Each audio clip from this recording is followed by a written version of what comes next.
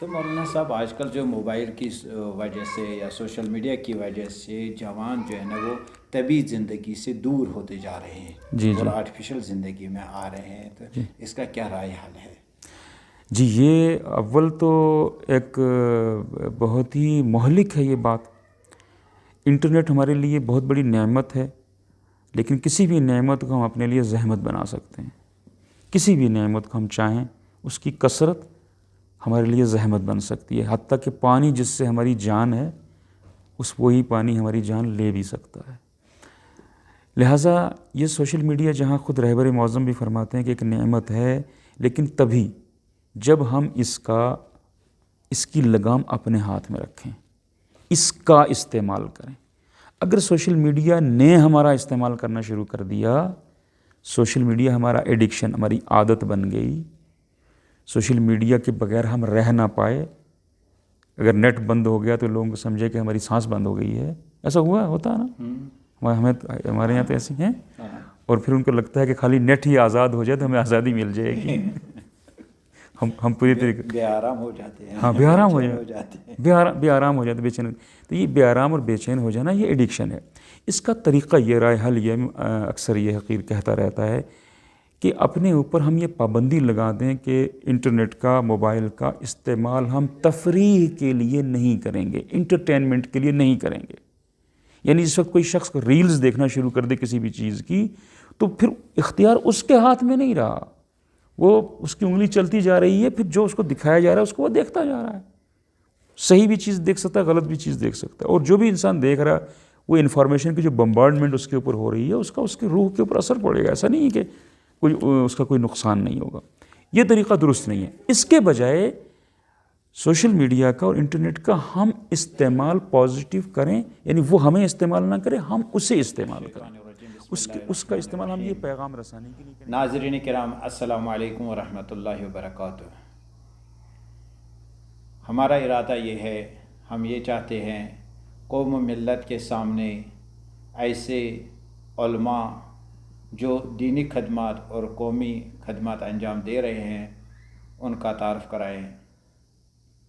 تو ہماری اس وادی کشمیر میں بہت سارے مقامات پر بہت سارے بڑے بڑے علماء ہیں جو دینی خدمات انجام دے رہے ہیں اور جن سے ہم نا آشنا ہیں۔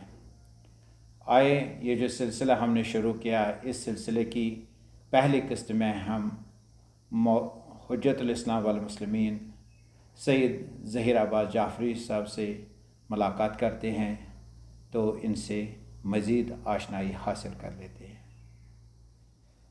السلام علیکم ورحمۃ اللہ وبرکاتہ۔ علیکم السلام ورحمۃ اللہ۔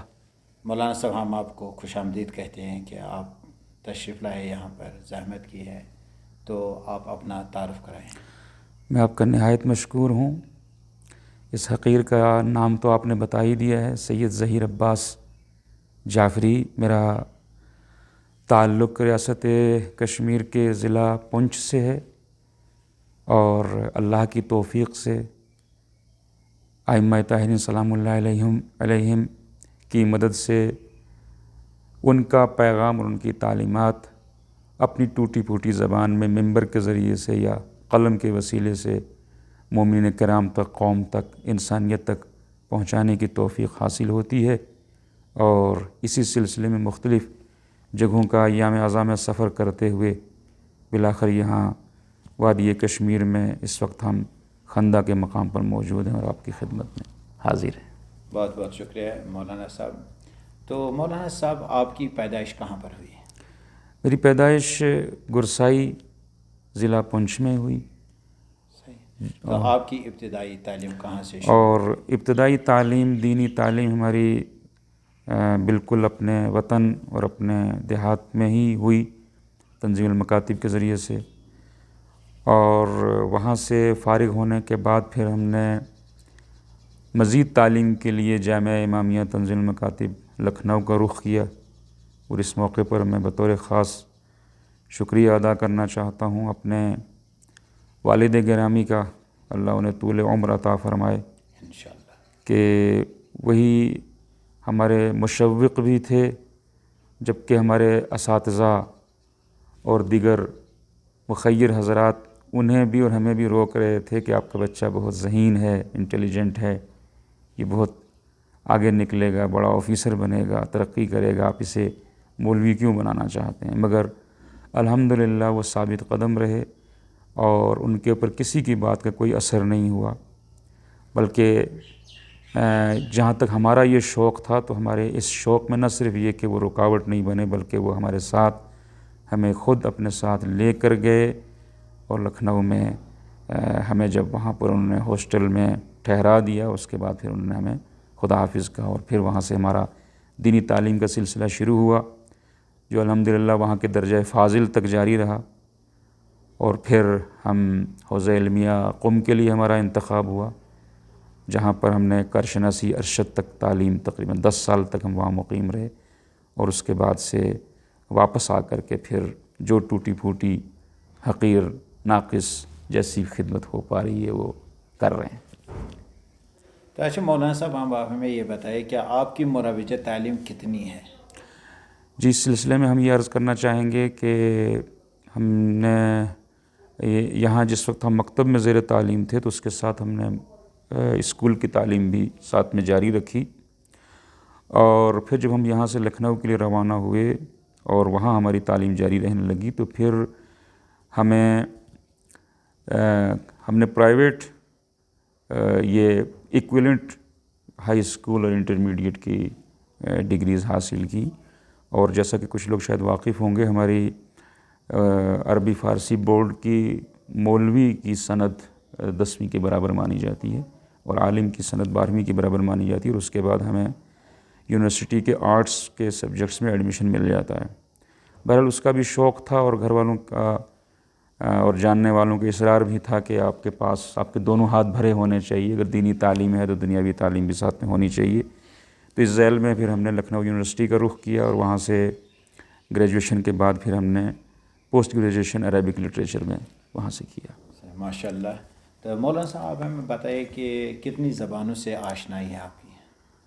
الحمدللہ اس سلسلے میں یہ حقیر عرض کرنا چاہے گا کہ پروردگار کے خاص کرم بہت سارے اس کی عنایات ہیں۔ ایک خاص کرم یہ ہے کہ جو صلاحیت اس نے اس حقیر کو دی ہے وہ یہ کہ کسی بھی زبان کو ہم بہت جلدی اڈاپٹ کر لیتے ہیں، اور زبان کے سیکھنے میں یعنی یہ والی جو ہمارے اندر صلاحیت ہے یہ باقی چیزوں سے بہتر ہے۔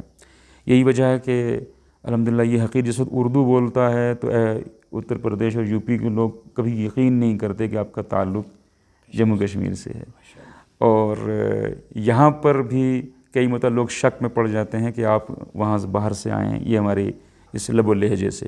لیکن الحمدللہ اسی کے ساتھ اردو کے ساتھ ہندی سے بھی واقفیت ہے، اور انگلش سے واقفیت ہے، فارسی سے، عربی سے، اسی کے ساتھ پنجابی سے۔ ماشاءاللہ۔ جی جی۔ تو آپ کی مادری زبان کون سی ہے؟ ہماری مادری زبان کے مختلف نام ہیں، اس کو ہند کو بھی کہتے ہیں، پہاڑی بھی کہتے ہیں، پنچھی بھی کہتے ہیں، جو کافی حد تک پنجابی اور ڈوگری سے ملتی ہے، بلکہ ہم کہیں گے ہند کو پنجابی، ڈوگری اور پہاڑی یہ ساری جو ہیں وہ آپس میں بہنیں ہیں، بہت ملتی جلتی ایک دوسرے کی سمجھ لیتے ہیں، تھوڑا لہجے کا فرق ہے۔ صحیح۔ تو آپ کو کیسے پڑا یہ دینی تعلیم پڑھنے کا شوق کیسے آ گیا آپ کے اندر؟ اب اس سلسلے میں میں یہی کہوں گا کہ بالکل بچپن میں، جس بچپن میں انسان کچھ بھی غالباً اپنے سلسلے میں زیادہ کچھ فیصلہ کرنے کا اہل نہیں ہوتا، لیکن کچھ نہ کچھ ایک بچے کے ذہن جب وہ شعور سنبھالتا ہے یہ ہوتا ہے کہ مجھے مستقبل میں کیا کرنا ہے، تو اسی طرح سے ہمارے اندر بھی پہلے کبھی مثلاً شوق پیدا ہوتا تھا کہ ہمیں پولیس والا بننا ہے۔ میں اس لیے باتیں عرض کر رہا ہوں کہ چونکہ ہمارے ممکن ہے بچے بھی سن رہے ہوں گے، تو یہ شوق پیدا ہوتے ہیں، ہمیں پولیس والا بننا ہے، پھر یہی ہے کہ انسان پھر وہی خواب دیکھتا ہے اسی اعتبار سے، پھر کچھ عرصے کے بعد شوق پیدا ہوا کہ نہیں ہمیں تو ٹیچر بننا ہے۔ تو اس کے بعد جب تھوڑا سا ہم نے ترقی کی، علماء حضرات کو دیکھا جن کی وہاں پہ آمد ہوتی تھی، اور اللہ ان کو سلامت رکھے کہ جو اس دور دراز علاقے میں میدانی علاقوں سے یو پی سے دور دور سے وہ تشریف لاتے تھے، تو ان کا لب و لہجہ، ان کا انداز، یہ ساری چیزیں بہت اچھی لگتی تھیں۔ پھر یہ ہے کہ لوگوں کے اندر، لوگوں کے دلوں میں ان کے لیے کتنی عزت ہے، تو حقیقت یہ ہے کہ پھر ہمیں احساس ہوا کہ نہیں، جو عزت اللہ علماء کو دیتا ہے وہ نہ پولیس والے کو ملتی ہے، نہ کسی اور آفیسر کو ملتی ہے. یہ بنیادی چیز ہے. یعنی ظاہر ہے کہ اگر ہم کہیں کہ شروع سے ہی ہمیں ایک روحانیت کا شوق تھا تو یہ بات درست نہیں ہے. نہیں، ہم نے یہی دیکھا کہ علماء کرام کی عزت زیادہ ہوتی ہے، تو ہم نے کہا کہ باقی شعبے درست نہیں ہیں، ہمیں اسی شعبے کی طرف جانا چاہیے. لیکن یہ ابتدائی طور پر تھا، لیکن اسی بچپن میں ہمیں ساتھ میں یہ بھی احساس ہوا کہ اگر ہم اس شعبے میں جائیں گے تو انشاءاللہ ہماری دنیا بھی آباد ہو جائے گی اور ہماری آخرت بھی ہاتھ سے نہیں جائے گی. بلکہ اب ہم کہیں گے کہ اصلی مشوق یہی تھا کہ ہماری آخرت ہاتھ سے نہیں جائے گی، چونکہ بچہ معصوم دنیا میں آتا ہے اور وہ فطرتاً اللہ کی محبت، خدا کی محبت اس کے دل میں ہوتی ہے. تو یہ چیز بہت زیادہ ہماری تشویق کا باعث ہوئی کہ اس میں ایسا نہیں کہ ہم دنیا کے لحاظ سے پریشانی میں رہیں گے، آخرت بھی ہماری ہاتھ سے نہیں جائے گی. یہ بنیادی وجہ بنی. اور یہی پھر اللہ نے ایسا کیا کہ وہ جو دو شوق تھے نا، سپاہی بننے کا اور معلم بننے کے، وہ دونوں پورے ہو گئے. اللہ توفیق دے امام یاسر کے سپاہی بن جائیں اور دنیا کو پڑھانے کا موقع مل گیا. تو مولانا ماشاء اللہ مولانا صاحب، آپ کی اتنی زبانوں سے واقفیت ہے، اتنی آپ کے اندر صلاحیت ہے، تو اتنی ڈگریاں آپ نے حاصل کی ہیں. تو چونکہ یہ کہا جاتا ہے کہ بچے کا سب سے پہلا مدرسہ ماں کی گود ہوتی ہے، تو اس میں آپ والدین کا کردار بتائیں گے آپ ہمیں کہ آپ کے والدین کا کتنا کردار رہا؟ جی، میں یہی صالح بننے میں، پاکیزہ آپ کی جزاک زندگی اللہ گزارنے میں. جزاک اللہ. میں یہی عرض کروں گا کہ یہاں پر جہاں میں نے اپنے والد محترم کا ذکر کیا، بزرگوار کا، وہیں اپنے والدہ گرامی کا بھی میں نہایت اس موقع پر شکریہ ادا کرنا چاہوں گا کہ حالانکہ ظاہر ہے کہ اس دور کے اعتبار سے والدہ گرامی اتنی پڑھی لکھی نہیں ہیں، وہ ایک خاتون خانہ تھیں اور آج بھی ہیں، اللہ انہیں ان کا سایہ ہمارے سروں پر قائم رکھے. لیکن والدہ کی طرف سے جو ہمارا تربیت کا انداز تھا وہ یہ تھا کہ کسی بھی حال میں ہماری زبان کے اوپر جھوٹ نہیں آنا چاہیے، کسی بھی حال میں ہماری زبان کے اوپر گالی نہیں آنی چاہیے، کسی بھی بڑے کی بے احترامی کرنے کا ہمیں حق نہیں ہے، کسی کا مذاق اڑانے کی ہمیں اجازت نہیں ہے. بلکہ مجھے آج اچھی طرح سے یاد ہے، کیونکہ بچپن ہوتا ہے، مان لیجئے کسی کی زبان صحیح نہیں ہے، وہ لکنت ہے اس کی زبان میں، تو دوسرا بچہ اس کا مذاق اڑانا چاہتا ہے، مگر وہ ہمیں اس طریقے سے سمجھایا کرتی تھی کہ تم اگر ایسا کرو گے تو وہ تمہارے ساتھ بھی ویسا ہی ہو جائے گا. تم جو دوسرے کی کسی عیب کا اگر مذاق اڑاؤ گے تو وہ عیب تمہارے اندر پیدا ہو جائے گا.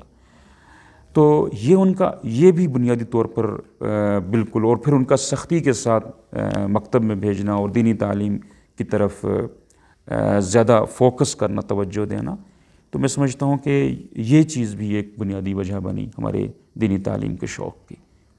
یہ والدہ کا رجحان بھی بنیادی طور کے اوپر شوق بنا. اور مجھے آج بھی یاد ہے کہ وہ کہتی تھی کہ تم مولوی صاحب بن کر کے آؤ اور تم نے یہ نہ سوچنا کہ تم اگر مجلس پڑھو گے تو تمہیں کوئی واہ واہ نہیں کرے گا، میں خود تمہیں واہ واہ کروں گی. ماشاء اللہ. ماشاء اللہ، وہ حوصلہ افزائی کر رہی تھی. جی بے شک، جی بے شک حوصلہ افزائی کر رہی تھیں. اور آج بھی ظاہر ہے کہ جو والدین کا ہمارے ساتھ تعاون ہے، ظاہر ہے کہ میں اتنا عرصہ سفر میں رہتا ہوں اور یا گھر میں بھی رہتا ہوں تو اپنے کاموں میں مصروف رہتا ہوں، چونکہ ہمارا زیادہ تر کام تحریری ہے، لٹریچر سے تعلق رکھتا ہے اور زبان اور قلم دونوں سے خدمت کی توفیق مل رہی ہے. تو ہمارے بچے ہیں، اہلیہ ہیں، باقی جو، تو وہ ساری ذمہ داریاں ان کی کیا ضرورت ہے، بچہ کوئی بیمار ہو رہا ہے اس کو ڈاکٹر کے پاس لے جانا ہے، یا اور جو بچوں کو ایک نگران کی، ایک سر پر ایک کسی کے ہونے کی ضرورت ہے، تو وہ الحمدللہ وہ ساری ذمہ داریاں ادا کرتے ہیں. اور اس وجہ سے ہم بے فکر ہو کر کے بغیر کسی ٹینشن کے، جسے کہا جائے، یہ جو خدمت کر پا رہے ہیں اس میں ان کا بہت بڑا حصہ ہے. تو اچھا مولانا صاحب، آپ ہمیں یہ بتائیے کہ آج کل آپ یا آج تک آپ نے کون کون سی خدمات انجام دی ہیں؟ سچی بات تو یہ ہے کہ ابھی تک تو ہم کچھ بھی نہیں کر پائے. جو کچھ ہمیں کرنا چاہیے، جو کچھ کرنا چاہیے وہ تو بہت بڑی ذمہ داریاں ہیں. سچائی یہ ہے کہ ابھی تک تو کچھ بھی نہیں کیا. اگر کچھ ٹوٹا پھوٹا برگہ الہی میں قبول ہو جائے تو وہ کچھ کتابیں ہیں، ہماری قلمی خدمات ہیں، ترجمے کی خدمات ہیں، جس میں سے ایک انقلاب کربلا اہل سنت کی نظر میں ایک کتاب ہے جو ابھی زیور طبع سے آراستہ نہیں ہو سکی ہے، ایک تعلیم فلسفہ، یہ 2 ہماری بنیادی علمی کتابیں ہیں۔ اس کے علاوہ میں زندہ ہوں کا مطالعہ اکثر ہمارے ریاست کے افراد نے کیا ہوگا، جو معصومہ آباد کی آپ بیتی ہے، سربلند کا مطالعہ کیا ہوگا، اور اسی کے ساتھ انشاءاللہ ہماری کافی ساری کتابیں اب آنے والی ہیں جو فی الحال تیار ہو چکی ہیں اور انشاءاللہ آئیں گی۔ اور سب سے بڑا کام ہمارے اللہ نے جو اس حقیر سے لیا ہے وہ یہ ہے کہ الحمدللہ اسلامیات کا یا شیعہ دینیات کا ایک بہت ہی ایڈوانسڈ نصاب اس حقیر کے ہاتھوں سے تیار ہو گیا ہے اردو میں، اور اس میں بھی طلباء کی سطح کا خیال رکھ کر کے، یعنی ہم نے سب سے پہلے ہماری جو کتاب انشاءاللہ آئے گی وہ 10ویں جماعت کے بچوں کے لیے، یعنی جس لیول کے اوپر وہ دوسرے سبجیکٹس پڑھ رہے ہوں گے اس لیول کا اتنے ہی ان کی ذہن کے اعتبار سے انہیں اسلامیات کے بارے میں بھی کتاب ملے گی۔ پھر 11ویں کے بچوں کے لیے الگ اور 12ویں کے بچوں کے لیے الگ، اور الحمدللہ گریجویشن کے بچوں کے لیے بھی ہمارے پاس مواد اسلامیات کے سلسلے میں تیار ہو چکا ہے۔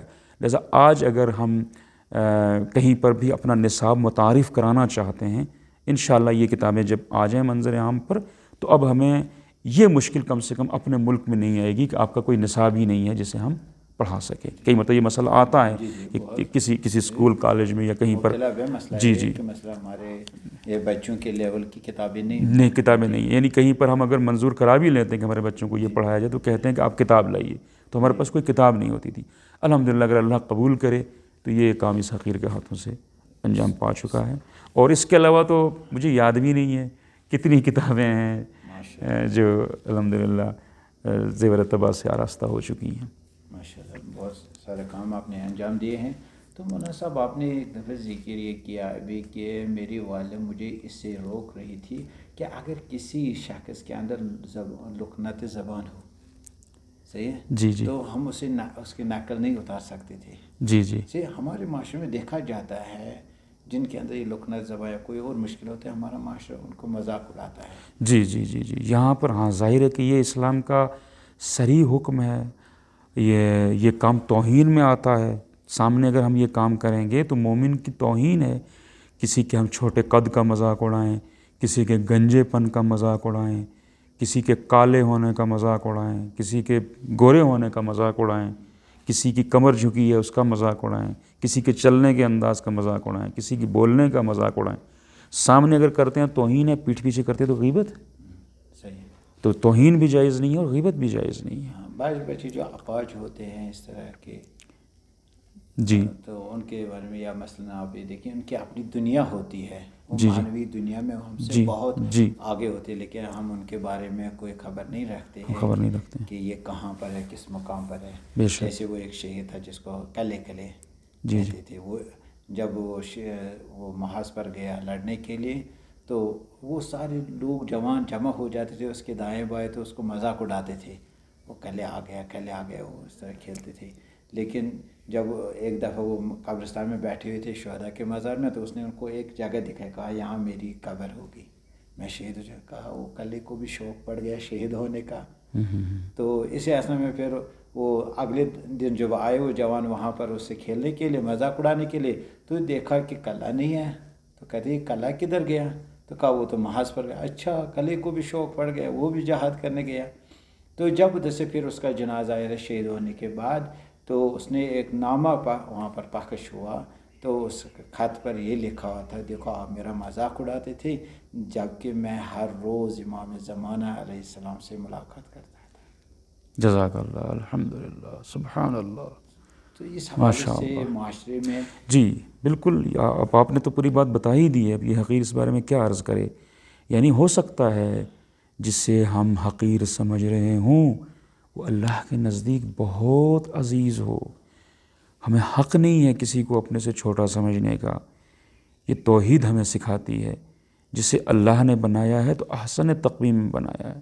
اگر اس کے اندر کوئی ظاہری طور پر ہمیں کمی نظر آتی ہے، ہمیں نہیں معلوم اس کمی کا جبران اللہ نے کہاں کیا ہے، جس کی ہمیں خبر نہیں ہے۔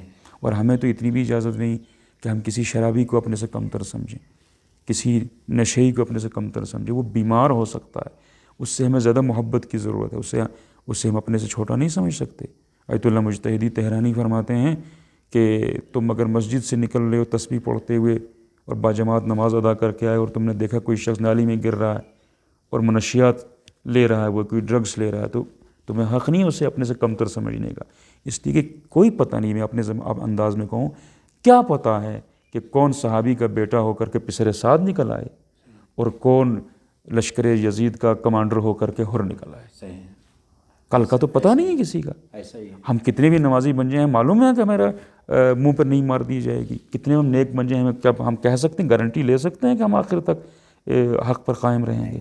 اور جس کو ہم پست سمجھ رہے ہیں, ہم اس کی گارنٹی لے سکتے ہیں کہ یہ ہمیشہ گمراہی میں رہے گا. ایسا نہیں ہے. جب آج کوئی فیصلہ ہی نہیں ہوا ہے تو ہمیں کسی کو چھوٹا سمجھنے کا حق ہی نہیں ہے. تو مولانا صاحب اس لیے تو اس دعا کی تاکید کی گئی ہے نا جی کہ عاقبت بھی خیر ہو. جی, عاقبت بخیر کی دعا اور عاقبت بخیر ہونے کی کوشش. لیکن اگر غرور دل سے نہیں گیا ہے تو پھر عاقبت بخیر ہونا, یعنی وہ غرور ہم عبادت کی بنیاد پر بھی نہیں کر سکتے. اور کئی مرتبہ انسان کو احساس نہیں ہوتا کہ میرے اندر غرور ہے یا نہیں. اس کا معیار یہ ہے کہ انسان سے یہ دیکھے کہ میں کسی کو اپنے سے کم سمجھتا ہوں کہ نہیں. خود انسان کو پتہ نہیں چلتا. اگر کسی کو بھی وہ اپنے سے چھوٹا سمجھ رہا ہے تو پھر اسے اپنا علاج کرنے کی ضرورت ہے. تو مولانا صاحب آپ اتنی دور سے آ رہے ہیں, تو اتنے دن سے سفر پر ہے, تو یہ بلا کر سخت ہے, بہت سخت ہے. بچوں سے دور رہنا, خانوادے سے دور رہنا, ماں باپ سے دور رہنا, تو آپ اس کو کس نگاہ سے دیکھتے ہیں؟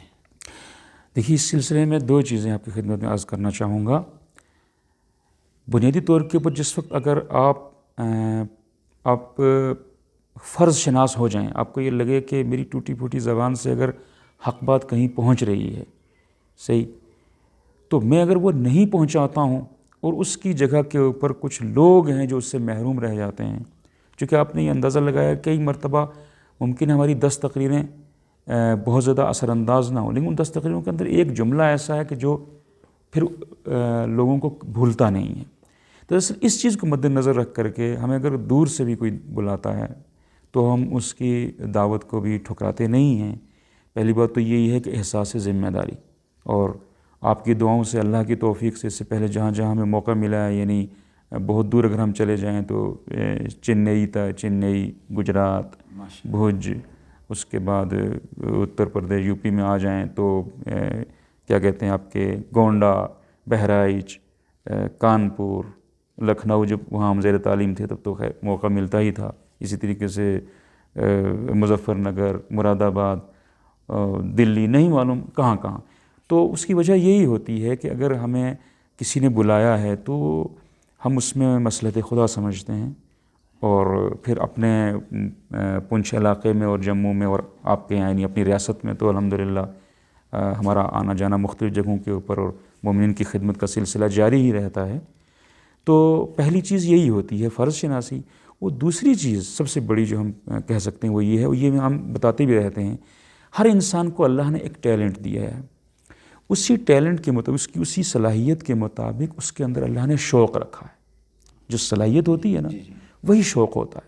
جب ہم اس صلاحیت کو نہیں پہچانتے اور کوئی اور کام کرتے ہیں تو ہمارا وہ شوق پورا نہیں ہوتا, تو اس کام نہ کر پانے کی وجہ سے ہمارا دل مطمئن نہیں ہوتا. انسان سوچتا ہے میں جو کر سکتا تھا وہ میں نے نہیں کیا. اس حقیر کو الحمدللہ اللہ نے اگر یہ صلاحیت دی ہے, مختلف زبانیں آتی ہیں, زبان میں روانی دی ہے, ہم بول سکتے ہیں, اور احادیث اور روایات سمجھ میں آتی ہیں اس کو پیغام کو لوگوں تک پہنچا سکتے ہیں اس طرح سے کہ انہیں ذہن نشین ہو جائے آسان زبان میں, آسان لفظوں کے ساتھ. تو یہ اگر اس حقیر کے اندر یہ صلاحیت ہے تو یہی شوق بھی ہے. اگر یہ صلاحیت ہے تو اسی کے ساتھ یہی شوق بھی ہے. اور شوق جو کام آپ کر رہے ہیں, جو خدمت آپ کر رہے ہیں, اگر اسی کا آپ کو شوق ہے تو آپ اس سے کبھی خستہ نہیں ہوتے, کبھی آپ اس سے تھکتے نہیں. انسان تھکتا اس کام سے ہمیشہ جو وہ شوق سے نہیں کرتا, مجبوری میں کرتا ہے. اس لیے ہم یہ اپنے مومنین سے بھی کہتے ہیں کہ آپ اپنا کیریئر بھی چنیں تو یہ دیکھیں آپ کو شوق کس چیز کا ہے, پھر آپ اس کے ساتھ انصاف کریں گے. ابھی جیسے فرض کر لیجیے ہمیں آرام کا وقت ہو, کچھ بھی ہو, لیکن اگر اس وقت ہمیں کوئی کہتا ہے کہ اگر صاحب آپ کو کلاس دینی ہے, اگر صاحب آپ کو مجلس پڑھنی ہے, تو کبھی اس حقیر کی جانب سے, مگر یہ کہ صحت ساتھ نہ دے اور میں یعنی ایسا ہو جائے خدا نخواستہ کہ بستر سے اٹھ نہ سکوں, تو پھر وہ مجبوری ہے، وگرنہ ہمارے اس کام میں یعنی ہمارے آرام بھی رکاوٹ نہیں بنتا اور بھی کوئی کام رکاوٹ نہیں بنتا. تو یہ کیسے ہم کر پاتے ہیں؟ یہ صرف شوق ہے. لا نرید منکم جزاء ولا شکورا. صحیح ہے ماشاء اللہ. لیکن آپ کے بچوں کو بھی تو تڑپ رہتی ہوگی نا، بابا ہمارے ساتھ ہی رہے، بابا ہمارے درمیان ہی رہے.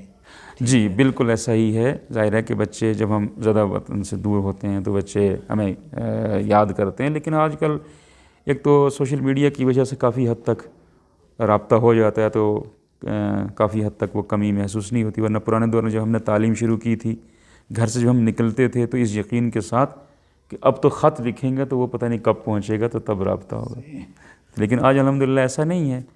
آج کوئی اگر مشکل ہو، کوئی مسئلہ ہو تو بات ہو جاتی ہے ایک.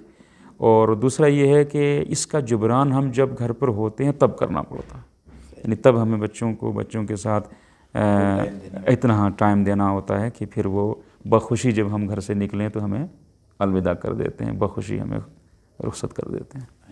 تو مولانا صاحب آج کل جو موبائل کی وجہ سے یا سوشل میڈیا کی وجہ سے جوان جو ہے نا وہ طبعی زندگی سے دور ہوتے جا رہے ہیں اور آرٹیفیشل زندگی میں آ رہے ہیں، تو اس کا کیا رائے حل ہے؟ جی یہ اول تو ایک بہت ہی مہلک ہے یہ بات. انٹرنیٹ ہمارے لیے بہت بڑی نعمت ہے، لیکن کسی بھی نعمت کو ہم اپنے لیے زحمت بنا سکتے ہیں. کسی بھی نعمت کو ہم چاہیں اس کی کثرت ہمارے لیے زحمت بن سکتی ہے. حتیٰ کہ پانی جس سے ہماری جان ہے، وہی پانی ہماری جان لے بھی سکتا ہے. لہٰذا یہ سوشل میڈیا جہاں خود رہبر معظم بھی فرماتے ہیں کہ ایک نعمت ہے، لیکن تبھی جب ہم اس کی لگام اپنے ہاتھ میں رکھیں، اس کا استعمال کریں. اگر سوشل میڈیا نے ہمارا استعمال کرنا شروع کر دیا، سوشل میڈیا ہمارا ایڈکشن، ہماری عادت بن گئی، سوشل میڈیا کے بغیر ہم رہ نہ پائے، اگر نیٹ بند ہو گیا تو لوگوں کو سمجھے کہ ہماری سانس بند ہو گئی ہے. ایسا ہوتا ہے نا، ہمارے یہاں تو ایسے ہیں. اور پھر ان کو لگتا ہے کہ خالی نیٹ ہی آزاد ہو جائے تو ہمیں آزادی مل جائے گی. ہم پوری طریقے بے آرام ہو جاتے ہیں. ہاں بے آرام ہو جاتے، بے چین. تو یہ بے آرام اور بے چین ہو جانا یہ ایڈکشن ہے. اس کا طریقہ یہ رائے حل یہ اکثر یہ حقیر کہتا رہتا ہے کہ اپنے اوپر ہم یہ پابندی لگا دیں کہ انٹرنیٹ کا، موبائل کا استعمال ہم تفریح کے لیے نہیں کریں گے، انٹرٹینمنٹ کے لیے نہیں کریں گے. یعنی جس وقت کوئی شخص ریلز دیکھنا شروع کر دے کسی بھی چیز کی، تو پھر اختیار اس کے ہاتھ میں نہیں رہا، وہ اس کی انگلی چلتی جا رہی ہے، پھر جو اس کو دکھایا جا رہا ہے اس کو وہ دیکھتا جا رہا ہے. صحیح بھی چیز دیکھ سکتا ہے، غلط بھی چیز دیکھ سکتا ہے. اور جو بھی انسان دیکھ رہا ہے وہ انفارمیشن کی جو بمبارڈمنٹ اس کے اوپر ہو رہی ہے، اس کا اس کی روح کے اوپر اثر پڑے گا. ایسا نہیں ہے کہ اس کا کوئی نقصان نہیں ہوگا. یہ طریقہ درست نہیں ہے. اس کے بجائے سوشل میڈیا کا اور انٹرنیٹ کا ہم استعمال پازیٹیو کریں، یعنی وہ ہمیں استعمال نہ کریں، ہم اسے استعمال کریں. اس کا استعمال ہم یہ پیغام رسانی کے لیے کریں، جیسے آپ کر رہے ہیں. ماشاءاللہ آپ کا اپنا چینل ہے اور آپ اس چینل کے ذریعے سے کتنی خدمت کر رہے ہیں. یہی جو اللہ نے توفیق دی، ہم نے یہاں مجلسیں پڑھیں تو آپ نے ساری مجلسیں اپنے چینل کے اوپر نشر کر دیں. تو کتنے لوگوں نے ہم سے کہا کہ ہم مجلس میں شریک نہیں ہو پائے تو ہم نے آن لائن دیکھ لی، یا بعد میں ہم دیکھ سکتے ہیں. کتنے کہتے ہیں جو ہمیں یاد نہیں رہا ہم دوبارہ دیکھ لیں گے. یا کتنے جو دور کے ہیں لوگ جو شوق رکھتے ہیں تو ان تک بھی پیغام رسانی ہوگا، تو پیغام رسانی ہو جائے گا. تو یہ ہے مثبت استعمال. یعنی میں یہ کہنا چاہتا ہوں کہ آپ ریسرچ کے لیے کچھ آپ کو جاننا ہے تو آپ جائیے معلوم کیجیے. کچھ آپ کو ایگزیکٹلی فلاں چیز کے بارے میں معلوم کرنا ہے، آپ جائیے. فلاں چیز کے بارے میں ہمیں علماء کے رائے جاننی ہے، کس عالم کی رائے جاننی ہے، اس کا نام آپ ٹائپ کریں گے، آپ جب سرچ کریں گے آپ آ جائے گا. وہ کیا ہوگا، آپ خود انتخاب کر رہے ہیں مجھے کیا پڑھنا ہے، کیا دیکھنا ہے. بالکل میں خلاصہ کر دوں، جب ہم خود انتخاب کریں کہ مجھے کیا دیکھنا، کیا پڑھنا ہے، کیا سرچ کرنا ہے، تو پھر سوشل میڈیا میرے ہاتھ میں ہے.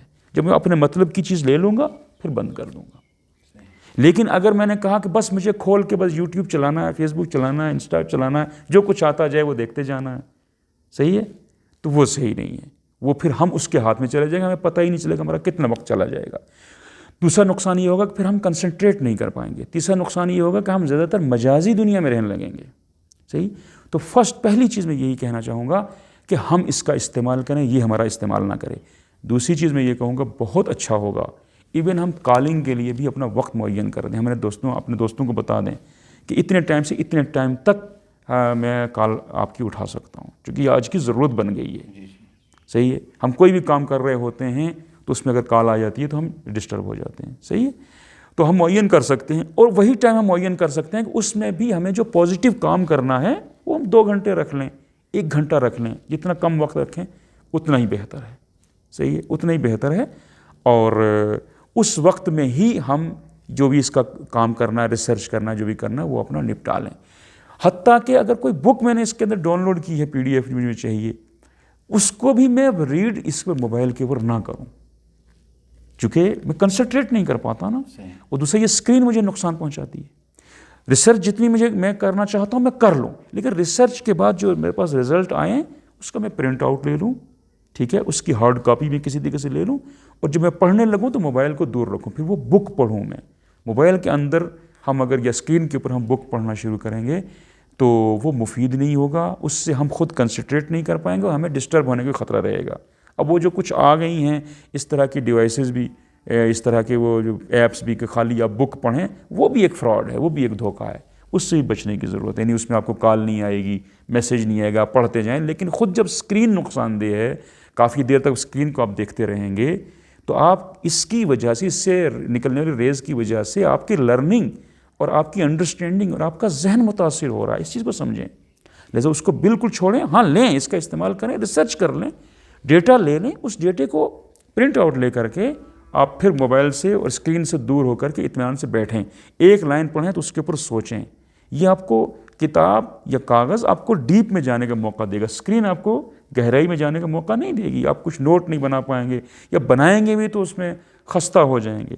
یہ وجہ ہے کہ بہت زیادہ ہمارے بچے ذہین ہونے کے بعد بھی وہ علمی میدانوں میں کئی مرتبہ ترقی نہیں کر پاتے، اس میں پچھڑ جاتے ہیں، لہٰذا اس چیز کا خیال رکھنا ضروری ہے۔ مجھے یاد آ گیا، رہبر معظم فرماتے ہیں کہ کتنا بھی زمانہ ترقی کا، جب میں اپنے الفاظ میں بتا رہا ہوں، مگر کوئی بھی چیز کتاب کی جگہ نہیں لے سکتی۔ یا ہم نے یہ نہ سوچیں کہ ہمارے پاس موبائل آ گیا تو پوری لائبریری، معلوم ہے مجھے لائبریریاں اس کے اندر ہیں، مگر ریسرچ کے لیے، پڑھنے کے لیے نہیں۔ جی، تو آج کل ایک اور مشکل ہے معاشرے میں، وہ یہ ہے کہ مثلا واٹس ایپ پر کوئی میسیج دیکھتے ہیں تو فارورڈ کرتے ہیں، آگے یہ بھی نہیں دیکھتے کہ صحیح ہے، غلط ہے، کیا ہے، تو آگے شوق سے آگے فارورڈ کرتے ہیں، سے ممکن ہے وہ تہمت ہو کسی پر، یا کسی کی غیبت ہو رہا ہے، کوئی اور کسی کی شان میں گستاخی ہو رہی ہے، یا فیس بک پر اسی طرح ہے۔ تو ایسی اس بارے میں ذخیر کی ہی ایک کلپ وائرل ہوئی تھی، پتہ نہیں آپ تک پہنچی نہیں پہنچی، ایگزیکٹلی اسی بارے میں، یہی جو آپ کا سوال ہے اسی کے جواب کے طور کے اوپر، وہ میرے خیال سے 1 منٹ کی کلپ ہوگی، وہ میں دے دوں گا، اگر آپ چاہیں تو اپنے چینل پہ اس کو ڈال دیجیے گا۔ تو وہ اتفاقاً یہی ہے، سرکار دو عالم کا ارشاد ہے کہ کفا بالمرء اثما ان یحدث بکل ما سمع، ایک شخص کے گنہگار ہونے کے لیے بات کافی ہے کہ جو وہ سنے اسے پہنچا دے، اسے بول دے۔ ہر سنی ہوئی بات بول دینا یہ حماقت ہے، یہ گناہ ہے۔ رسول فرماتے ہیں کسی کے گناہ گار ہونے کے لیے اتنا ہی کافی، اور یہ بھی ملتا ہے کہ کسی کے جھوٹا ہونے کے لیے اتنا ہی کافی ہے کہ جو سنے اسے پہنچا دے۔ اور یہ فارورڈڈ ایز ریسیوڈ جو بہت سارے لوگ لکھ دیتے ہیں نا، اس سے بھی کوئی فرق نہیں پڑنے والا۔ جب تک میرے پاس آیا ہے تو جس نے بھیجا ہے وہ ذمہ دار ہے۔ آگے اگر میں اس کو فارورڈ کرتا ہوں تو اب میں نہیں کہہ سکتا کہ کہیں سے میرے پاس آیا تھا اس لیے میں نے فارورڈ کر دیا، نہیں، اب اس کے بعد وہ جہاں جائے گا، جو بھی اس کا کنٹینٹ ہے، جو بھی اس کے اندر لکھا ہوا ہے، اس کی ذمہ داری فارورڈ کرنے والے پر ہے۔ اگر وہ غلط لگتا ہے مجھے تو مجھے اس کو آگے نہیں پھیلانا چاہیے تھا، اسے مجھے آگے نہیں بڑھانا چاہیے تھا۔ ہر چیز جاننا ضروری نہیں ہے۔ آج سب سے بڑی مصیبت ہے انفارمیشن کا حد سے زیادہ ہونا، معلومات کا حد سے زیادہ ہونا۔ ہر چیز جاننا کیوں ضروری ہے میرے لیے؟ بہت ساری چیزوں کا راز میں رہنا ضروری ہے۔ کسی کا عیب ہے وہ راز میں رہنا چاہیے، کسی کی برائی اور راز میں رہنی چاہیے، نہ یہ کہ انسان راز فاش کرنے میں لگ جائے۔ صحیح ہے، بہت ساری چیزیں اللہ نے مخفی رکھی، مجھے اپنی موت کا نہیں پتہ کب ہوگی، صحیح ہے، کیوں جاننا ضروری ہے؟ انسان کو تجسس ہوتا ہے مجھے پتہ چلے میں کہاں مروں گا، نہیں، اللہ نے راز میں رکھا ہے، کب مروں گا اللہ نے راز میں رکھا ہے۔ امام عاصر اجل اللہ تعالیٰ فرج شریف کب تشریف لائیں گے راز ہے، قیامت کب آئے گی راز ہے، صحیح ہے۔ تو یہ مثالیں میں نے عرض کی ہیں، بہت ساری چیزیں اللہ نے چھپا کے رکھی ہیں، حالانکہ بتا سکتا تھا۔ اس کا مطلب کیا ہوا کہ جہاں علم کی بہت زیادہ قدر ہے وہاں مفید علم کی، ہر چیز جاننا ضروری نہیں ہے۔ اور آج دشمن کا بہت بڑا ہتھیار معلوماتی بمباری ہے، اس لفظ کو یاد رکھ لیں، معلوماتی بمباری، معلومات کی وہ بمباری کر دیتے ہیں، چاہے وہ ٹیلی ویژن ہو چاہے یہ اس کے ذریعے سے ہو. اتنا کچھ ڈیٹا بچے کو جوان کو ایک شخص کے پاس آ جاتا ہے کہ اس کے پاس صحیح اور غلط کی تمیز کرنے کی گنجائش ہی نہیں رہتی. اس کو پتہ ہی نہیں چلتا صحیح کیا غلط ہے, اور اس میں گہرائی میں جانے کا اور سوچنے کا اور کوئی نتیجہ نکالنے کا اس کے پاس کوئی موقع ہی نہیں ہوتا. لہٰذا جو بمباری کرنے والے ہیں ان کو ہم نہیں روک سکتے, لیکن خود کو تو روک سکتے ہیں نا, خود کو تو بچا سکتے ہیں. لہٰذا اس چیز سے بہت زیادہ بچنا ضروری ہے. واٹس ایپ کے ذریعے سے بھی وہی سارے گناہ ہوتے ہیں جو زبان کے ذریعے سے ہوتے ہیں. غیبت بھی اسی سے ہو سکتی ہے, تہمت بھی اسی سے, الزام تراشی بھی اسی سے, عیب تراشی, عیب کا بیان کرنا, یہ سارا کچھ اس میں ہے. لہٰذا ہر وہ چیز جو میرے پاس آئے اسے فارورڈ کرنے کا مجھے حق نہیں ہے. یہ بھی نہیں ساتھ میں کہہ سکتا کہ فارورڈ اس لیے کر رہا ہوں کہ آپ لوگ بھی دیکھیں. نہیں, چونکہ دیکھنے والے ہر طرح کے ہیں, کس کے ذہن پر کیا اثر پڑے گا اس کا میں ذمہ داری لے پاؤں گا کل؟ نہیں لے سکتا. یہ کچھ گناہ ایسے ہوتے ہیں جو سلسلہ وار ہیں. اگر ایک غلط انفارمیشن مجھ تک آئی, ایک گمراہ کن بات مجھ تک آئی, ایک غلط بات مجھ تک آئی, میں نے اسے پھیلا دیا, وہ نیٹ پر چلی گئی, پھر وہ میرے ہاتھ میں بھی نہیں رہے گی. جیسے زبان سے نکلی ہوئی بات پھر میرے ہاتھ میں نہیں رہتی. جیسے اگر میں یہاں سے چلا بھی جاؤں گا نا تو اس کا جو گناہ ہے, جتنے لوگ اس سے گمراہ ہوتے چلے جائیں گے وہ میرے سر آتا رہے گا, اس سلسلہ ہو جائے گا.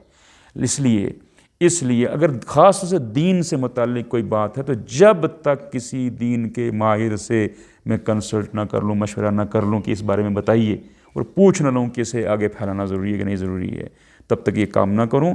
اور دوسری بات کہ فضول کی چیٹنگ, فضول کے گروپ بنا کر کے فضول کی ڈسکشن, اس کا بھی کوئی پازیٹیو نتیجہ نہیں نکلتا, اس کا بھی کوئی فائدہ نہیں ہے. لہٰذا ہم اپنے وقت کو بچائیں اور ہر چیز آگے فارورڈ نہ کریں. اس سے ہم گنہگار بھی ہو سکتے ہیں اور ہم جھوٹ میں بھی اور دیگر گناہوں میں بھی ملوث ہو سکتے ہیں, جس کا ہمیں جواب دینا پڑے گا. تو مولانا صاحب, جب نبی ہوا کرتے ہیں معاشرے میں تو ان کی اطاعت واجب ہوتی ہے, جب امام ہوا کرتے ہیں تو ان کی اطاعت واجب ہوتی ہے. تو موجودہ دور میں امام پردہ غیب میں ہیں, تو ہمیں کن کی اطاعت کرنی چاہیے؟ موجودہ دور میں جس وقت امام پردہ غیب میں ہیں تب بھی ہمیں اطاعت امام کی ہی کرنا ہے, لیکن امام کے حکم کی تشریح کون کرے گا؟ امام کا حکم ہمیں کون بتائے گا؟ امام کا حکم ہمیں مجتہدین کرام بتائیں گے جن کی ہم تقلید کرتے ہیں. مجتہدین کرام اپنے اپنے مقامات پر تشریف فرمائے, ہماری ان تک رسائی نہیں ہے. ان کا حکم مجھے کون بتائے گا؟ قرآن کا پیغام مجھے کون سنائے گا؟ دین کا پیغام مجھے کون سنائے گا؟ اہل بیت کی تعلیمات کون مجھے سنائے گا؟ تو وہ اس حقیر کو چھوڑ کر کے جو ہمارے علماء کرام ہیں, جو ہر بستی میں موجود ہیں. کئی لوگ یہ کہتے ہیں کہ علماء زیادہ ہو گئے ہیں, ایسا ہرگز نہیں ہے. کئی بستیاں ایسی ہیں جو ترس نہیں ہیں کہ انہیں کوئی عالم مل جائے, یہی ہے نا. بلکہ حقیقت یہ ہے کہ کمی ہے, ہم نہیں کہتے کہ زیادتی ہو گئی ہے. جس طرح دوسرے شعبوں کے اندر لوگ الحمدللہ کافی تعداد میں آ گئے ہیں, اس لیے اگر دینی طلبہ کی تعداد میں بھی اضافہ ہوا ہے تو کئی جگہ پر ہمیں خود محسوس ہوتا ہے کہ نہیں, ابھی بھی ضرورت زیادہ ہے اور تعداد کم ہے. چونکہ کئی جگہوں کے اوپر مختلف کاموں میں دین کا پیغام, صرف دین کا پیغام ہی نہیں پہنچانا, دین ہر شعبہ حیات کے لیے ہادی ہے. لہٰذا ہر شعبہ حیات کے لیے اسی طریقے کے ایکسپرٹ علماء بھی ہمیں درکار ہیں, اور کئی مرتبہ ہم اس کی کمی محسوس کرتے ہیں. لہٰذا جن افراد کے نام کے ساتھ حجت الاسلام لگتا ہے, جو باقاعدہ حوزات علمیہ سے پڑھ کر کے آتے ہیں, ہم ان کی بات نہیں کر رہے ہیں جو صرف لباس علم پہن لیں, ان کی بات ہم نہیں کر رہے ہیں. جو باقاعدہ حوزات علمیہ سے پڑھ کے آتے ہیں, جن کو اسناد ملی ہوتی ہیں, قم کے حوزے سے فارغ ہوتے ہیں, نجف کے حوزے سے فارغ ہوتے ہیں, یا ہندوستان کے یہیں پر ہمارے ملک میں یا پاکستان میں کشمیر میں کسی معتبر ادارے سے پڑھ کر کے وہ فارغ ہوئے ہوتے ہیں, تو اب اگر آ کر کے وہ اپنی بات کریں تو مجھے نہیں ماننی چاہیے. لیکن اگر وہ اللہ کی بات بتا رہے ہیں, اگر وہ نبی کی بات بتا رہے ہیں, اگر وہ امام کا حکم بتا رہے ہیں, اگر وہ مسئلہ بتا رہے ہیں, تو ہم ان عالم کی تو ہم اطاعت نہیں کر رہے ہیں, ہم تو اللہ کی اطاعت کر رہے ہیں, وہ ذریعہ بن رہے ہیں. اسی لیے ان کے نام کے ساتھ حجت الاسلام لگتا ہے. یعنی ایسا نہیں ہے کہ ہم کہیں کہ علماء کی بات ماننا واجب نہیں ہے. نہیں, علماء کی بات اس لحاظ سے ماننا واجب ہے کہ وہ اپنی بات نہیں بتا رہے ہیں, وہ اللہ کا حکم پہنچا رہے ہیں, وہ مسئلہ بتا رہے ہیں, وہ حدیث سنا رہے ہیں, وہ قرآن کا پیغام سنا رہے ہیں. جیسے جتنے معتبر مستند علماء کرام ہیں, ہمیں ان کی, میں نہیں کہتا ان کی اطاعت کرنا ہے, نہیں, ان کے وسیلے سے اللہ کی اطاعت کرنا ہے. تو جس وقت نبی ہوتے تھے لوگ نبی کی بات سنتے تھے, آج کار انبیاء یہ علماء کر رہے ہیں, جو یہ حقیر نہیں ہے. تو اب ہمیں کیسے پتہ چلے، ہم کیسے اس کو تشخیص دے سکتے ہیں کہ مثلاً حق کیا ہے، کیا ہے یہ عالم وہی کہہ رہا ہے جو خدا کہہ رہا ہے، جو رسول کہہ رہا ہے، جو امام کہہ رہا ہے، یا اپنی طرف سے کہہ رہا ہے، یہ کیسے تشخیص؟ جزاک اللہ، یہ تشخیص بھی کوئی مشکل نہیں ہے۔ سب سے پہلی بات یہ ہے کہ ہم سب کے اندر بصیرت ہونی چاہیے۔ بصیرت کا مطلب کیا ہے؟ بصیرت کا مطلب یہ ہے کہ ہمیں جو بنیادی اسلام کی تعلیمات ہیں، اصول اور فروعات اور اخلاقیات کی، یہ ہمارے پاس ہونی چاہیے۔ بنیادی تعلیمات، بنیادی تعلیمات کا مطلب یہ نہیں کہ پھر انسان متعصب ہو جائے، کوئی بات کسی حدیث سے، کسی عالم دین سے سنی تو یہ کہے کہ آج تک ہم نے نہیں سنی۔ نہیں، انسان کا جب وسعت علم کم ہے، اس کا مطالعہ کم ہے، تو وہی دعویٰ نہیں کر سکتا۔ جو حوزہ علمیہ میں رہ رہا ہو، 50-60 سال گزارے، وہ اگر کہے کہ یہ بات ہم نے آج تک نہیں سنی یا آج تک ہم تک نہیں پہنچی، تو بات سمجھ میں آتی ہے۔ لیکن جس کا تعلق بہت کم ہو دین اور دینی معلومات کے ساتھ، بہت کم ہونے کا مطلب یہ ہے کہ جو افراد مطالعہ کرتے ہیں ان کا بھی تعلق کم ہی ہے جتنا ہونا چاہیے اس لحاظ سے۔ لہٰذا پہلی بات تو یہ ہے کہ بنیادی معلومات ہمارے پاس ہونی چاہیے۔ اتنی بنیادی معلومات اگر ہو جائیں، فرض کر لیجیے مجھے اگر صحیح سے سورہ پڑھنے آتے ہیں، قرآن مجید کی تلاوت مجھے آتی ہے، قرآن مجید میں پڑھ لیتا ہوں، تو اگر کوئی شخص ہے جو خود کو عالم دین کہتا ہے، مثال دے رہا ہوں فقط میں، اور میں نے دیکھا کہ مثلا اس نے الحمدللہ رب العالمین پڑھنا شروع کیا تو الرحمن الرحیم کہہ رہا ہے، صحیح ہے، الرحمن الرحیم کہہ رہا ہے، تو بھائی اب اتنا تو میں پہچان ہی گیا نا کہ یہ مولانا صاحب یہ عالم دین صرف لباس میں ہیں، ان کی یہ جو بات کر رہے ہوں گے یہ ان کی اپنا نظریہ ہوگا، یعنی ان سے اگر ہم کوئی بات سنیں گے جو عربی عبارت یا آیت قرآن بھی صحیح نہیں پڑھ پا رہے ہیں، وہ بھی مشہور سے مشہور سورہ، تو اب ظاہر سی بات ہے کہ ہمارے لیے کیا اب پہچاننا مشکل ہوگا؟ اب پہچاننا مشکل نہیں ہوگا، ہم سمجھ جائیں گے کہ ہمیں یہ جو بات بتا رہے ہیں ضروری نہیں ہے کہ وہ قرآن سے مطابقت رکھتی ہو۔ تو ایک تو سیدھی سی پہچان یہ ہے کہ بنیادی معلومات میرے پاس ہوں گی تو ہم جو ہے آسانی سے سمجھ جائیں گے۔ ایک دوسری پہچان یہ ہے کہ جو بھی عالم دین ممبر سے یا کلاس میں یا کہیں پر بھی کوئی بات بتائے صحیح، تو وہ اس سے ہمیں حدیث کا، قرآن کا ریفرنس یا عقل کا ریفرنس پوچھنا چاہیے۔ اگر وہ خود دے رہا ہے تو پھر ہمیں اس کے اوپر بھروسہ کرنا چاہیے۔ لیکن اگر ریفرنس کوئی نہ دے، کوئی اس کے پیچھے کوئی یعنی کوئی توضیح المسائل کا مسئلہ ہے وہ نہ بتائے، حدیث ہے وہ نہ بتائے، آیت ہے وہ نہ بتائے، یا ہو ہی نہ، ایک اپنی بات وہ کر رہا ہو، تو یہاں سے ہی ہم پہچان سکتے ہیں۔ یہ بھی ایک پہچان کا طریقہ ہے۔ لیکن یہاں پر بھی ہمارے اندر اتنا شعور، اتنی بصیرت، اتنا علم، اتنی جانکاری ہوگی تو ہم پہچان پائیں گے۔ یعنی خلاصہ ہم اس بات کا یہ کر دیں کہ یہاں پر بھی ہم یہی دیکھیں گے کہ عالم دین اپنی بات کر رہا ہے یا قرآن کی بات کر رہا ہے، اپنی بات کر رہا ہے یا حدیث کی بات کر رہا ہے، اپنی بات کر رہا ہے یا ہمیں وہ بتا رہا ہے کہ جو مجتہدین نے کہا ہے۔ پہچان سکتے ہیں ہم آسانی سے۔ چلے، بہت بہت شکریہ۔ خدا مند عالم آپ کو سلامت رکھے، خوش رکھے، الہی آمین، میں رکھے، کہ الہی آمین۔ وقت نکال کر ہمیں موقع دیا ہے اس کا کہ ہم آپ سے چند لمحات گفتگو کرے اور سامعین کو مستفید فرمائے کہ خداوند عالم ہم سب کو سلامت رکھے، خوش رکھے، اپنے حفظ امان میں رکھے۔ والسلام علیکم ورحمۃ اللہ وبرکاتہ۔ بہت شکریہ، بہت شکریہ۔ والسلام علیکم ورحمۃ اللہ۔